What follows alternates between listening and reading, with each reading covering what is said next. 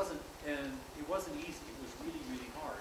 And one of the most difficult parts of that whole thing, because they never thought that they were one of the Getty programs, was bringing the Getty shop back into that environment.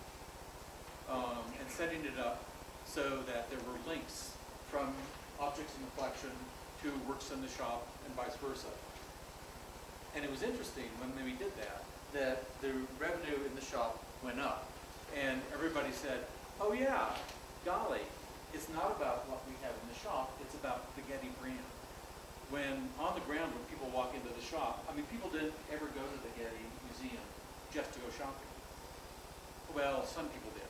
But it was generally people who were coming for other experiences, for exhibitions, for looking at works, for being in the museum. And that shop was an extension of that. And we needed to convert that around in a way that it would work the same way online. So the single Getty web presence is now run by about 12 people. Each program is responsible for all of its own content, managing all of its own content.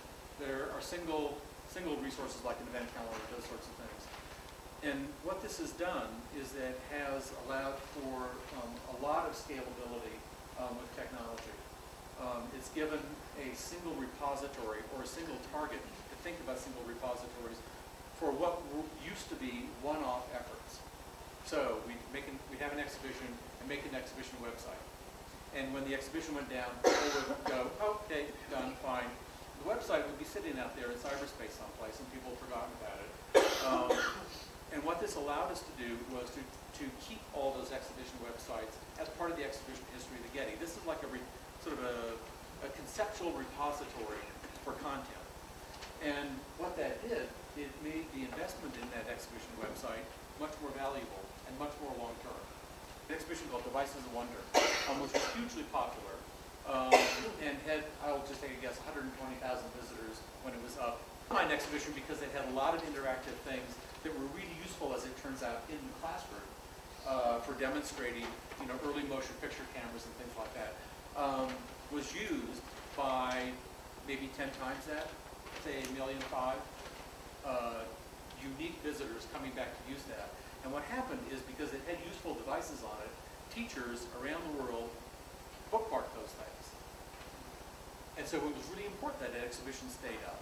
And still today gets between 15 and 20,000 visitors a year because they know there are little useful widgets there. And useful widgets or simply stories about who you are and what your collections are. They become useful ways into the collection. And unless you have a sort of a conceptual repository to put those things in and hold on to them, you lose the initial investment that you made in that, when in fact it has great value for the institution going forward. But the second example that I wanted to talk about was based on this list that Doug sent me. As I said earlier, I thought that something in this list would let me know give me the bigger picture, give me the story about cultural heritage in New Mexico.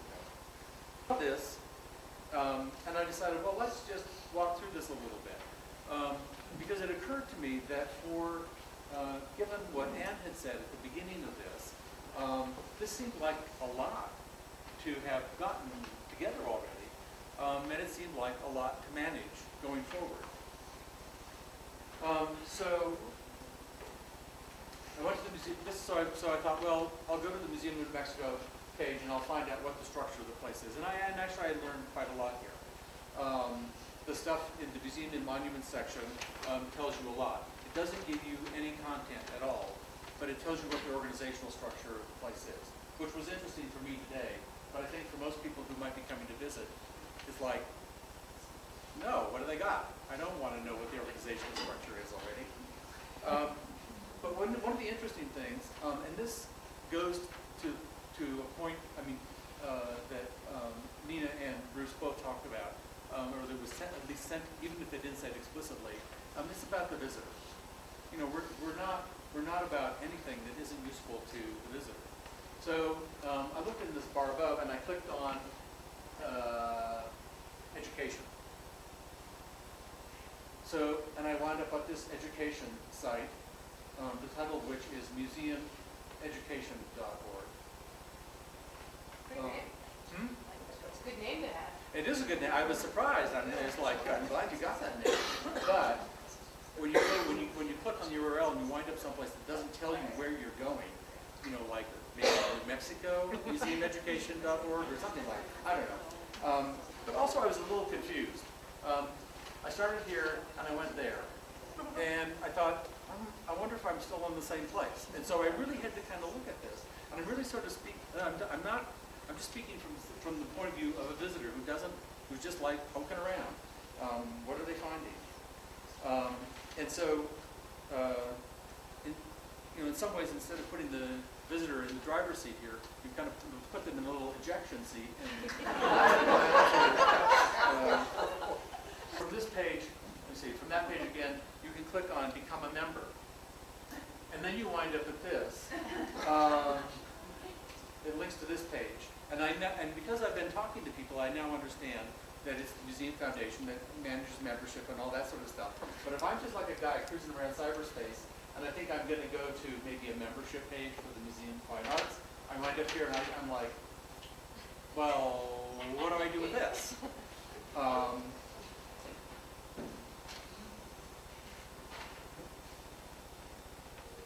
And then a simple Google search for Museum of New Mexico turned up this page, carnivalexhibition.org or carnivalexhibit.org.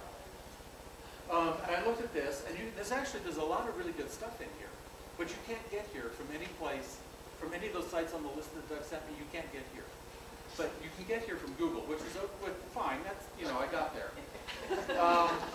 And the stuff in black here, these are. This is all content, internal content, and some links down here repeat those as text, internal links within the Carnival exhibition site. But then I looked and said, well, how do I get out of here to someplace else? And here it says Museum of International Folk Art, Museum El Santa Fe. And I thought, that's a link. It'll bring me to that museum, and I'll see that this is an exhibition that they have. No, it's not a link. No, it doesn't do anything. Department of Cultural Affairs. That's a link. I moused over it, little finger came up, link.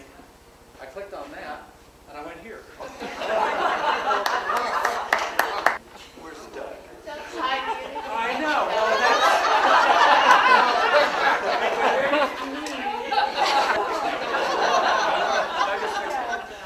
but I have 2 points to make here.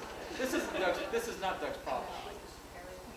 This is all your problem, because this is your public face. This is your public face to the world online.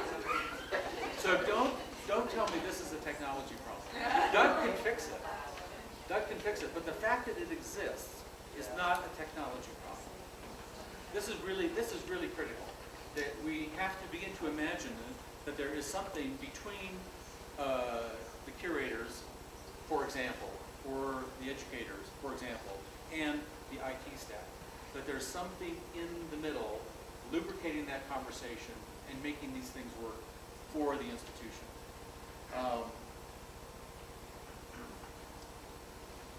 What was my second point? Well, maybe I only had one. Let's cut back. Yeah, but it's not a technology problem. But I think this when I got to this page, I thought, there is in things like this, and in the websites that are on that list that Doug sent, there's a huge amount of really good work. There's a lot of really good content, and there are people have been being very thoughtful about audiences and how they show things and how they use this technology. There's something missing in the middle of the organization that holds all this together and makes the sum of the parts greater. It makes the whole greater than the sum of the parts. There's lots of good parts, but they don't. But when you go around and you can't get from one place to another, or you feel like you've gone from Mars to Venus because you've gone from one website to another, or you wind up someplace like this, there's just kind of a frustration.